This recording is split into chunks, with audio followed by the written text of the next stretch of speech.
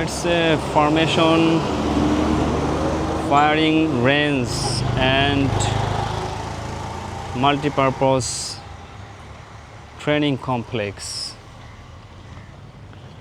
আর এই হচ্ছে সেই ক্যাফে, ঠিক আছে, এটাই কিন্তু সেই ক্যাফে। আর ভিতরে আছে পার্ক, ক্যাফে ওপেন আছে। এইদিকে সংরক্ষিত এলাকা, আর এখানে পার্কিং ব্যবস্থা সব কিছুই অসাধারণ।